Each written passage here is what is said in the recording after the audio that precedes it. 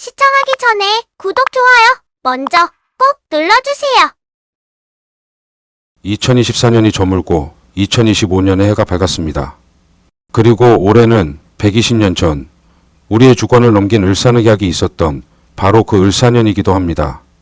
따라서 시작에 앞서 이번 영상은 우리 진도경계가 과거 아픈 역사에 그해 을사년이 어원이 된 을씨년스러운 한 해가 아닌 그동안 침체되어 있던 명견의 부활을 이루기 위한 한 해가 됐으면 하는 작은 희망으로 제작된 영상임을 밝힙니다.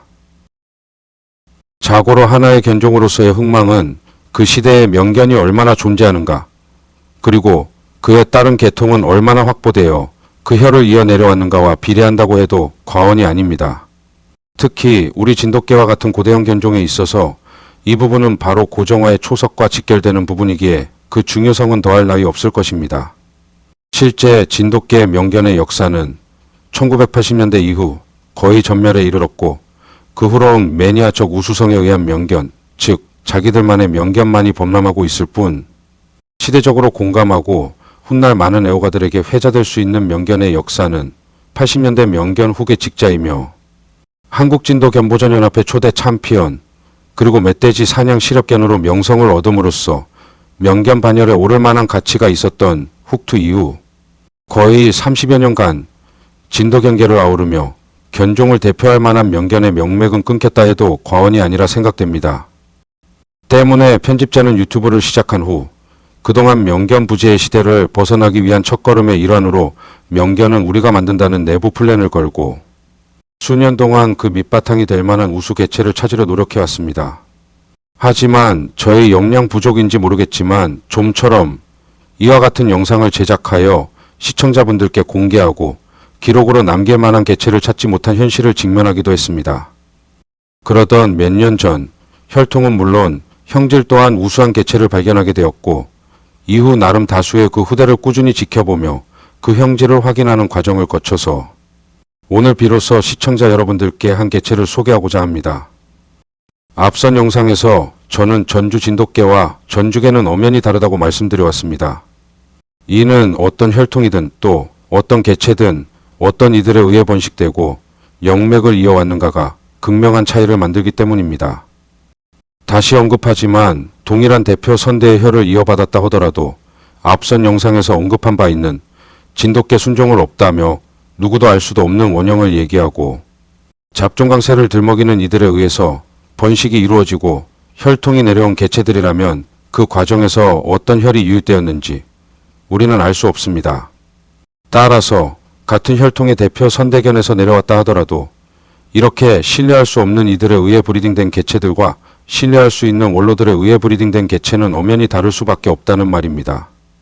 그런 면에서 오늘 소개하는 소위 전주 세발이라 불리는 영상 속 숙회야말로 근래 전주개가 아닌 전주 진돗개가 무엇인지 보여드릴 수 있는 대표적인 개체라 할 수 있을 것 같습니다.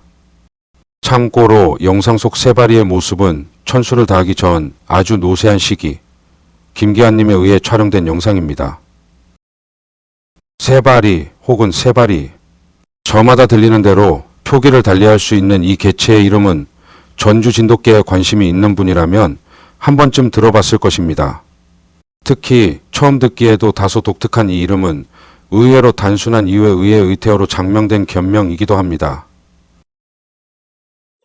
세마리를 내가 찾아냈어. 그래갖고는 가나있게 사랑하고 키우다가 그 찌개들에 걸리는 게요. 그것을 몇 번 댕기느라 그요 가 사왔어. 세마리를. 세마리 새끼들 내가 쭉 봐보니까 그 피 받은 것들이 괜찮더만요. 걔들이 다. 다 쓸만해요. 사냥성도 다 좋고. 그런다대요. 나 여기 세마리를 이름을 그 이름도 없어서 내가 이름 줬어. 이렇듯 녹취에서 언급하여 알 수 있는 것처럼 사냥 중 한쪽 뒷발이 골절되어 세발로 걷는 모습을 보고 전주 원세대 원로가 가볍게 붙여준 별칭이었던 세발이란 이름이 이후 마치 견명처럼 고착되어 사람들에게 널리 알려지게 됩니다. 그렇지만 그 혈통만큼은 그 이름처럼 가볍지만은 않습니다.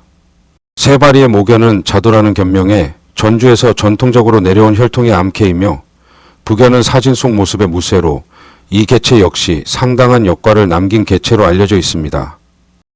당시 이 무쇠를 관심 있게 봐왔던 전주의 저명한 원로께서는 이렇게 평가하고 있습니다. 무쇠가 고라니랑은 잘 잡았는데 멧돼지를 보고 하도리를 한다며 원래 키우던 사람이 마음에 안 든다고 발레던 개를 전주에 있는 K씨가 데려온 거야.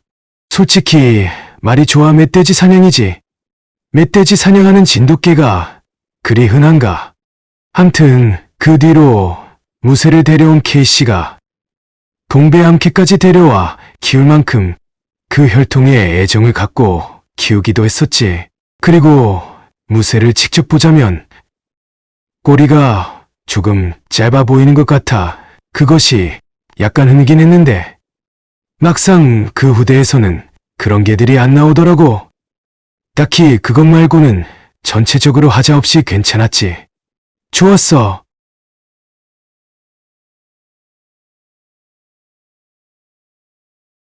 그리고 이런 원로의 증언은 견주였던 K씨와의 통화에서도 확인할 수 있었습니다.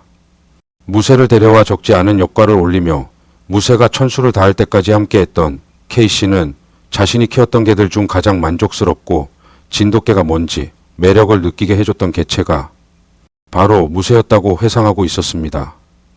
그렇게 K씨에 의해 번식된 세바리는 번식자와 더불어 여러 전주 원로들의 증언을 빌려볼 때 주목을 끌만한 부분이 한 가지 있습니다. 그것은 작고 고만고만했던 동배 형제들과 다르게 세바리만 유독 큰 체구에 다른 외형을 지니고 있었다고 하는 부분입니다. 여기서 우리는 두 가지를 관심 있게 봐야 할 것입니다. 첫째는 세바리에 나타나는 우수한 특질이 어디에서 비롯된 것인지에 대한 것과 두 번째로 한 배에서 태어난 개체들이라 할지라도 우리가 진돗개로서 어떤 개체를 선택하여 혈통을 이어나가야 하는지 그 방향성을 가늠할 수 있는 것입니다. 과거 진돗개에게 있어 우수견은 우연 발생적으로 태어난다는 말이 있습니다. 이는 고정화를 이루지 못한 진돗개의 현실을 고스란히 반영하는 말이기도 했지만 혈통이 순수하고 우수하다면 결국 언젠가는 그 혈이 가지고 있는 우수한 특질 역시 세대를 거슬러 반드시 표출된다는 혈통의 중요성과 희망을 말해주고 있기도 합니다. 따라서 세바리가 가지고 있는 우수한 특질은 부모견이 아닌 보다 더 윗선대로부터 격세 유전되어 내려온 것이 아닌가 추정해 볼 수 있을 것 같습니다.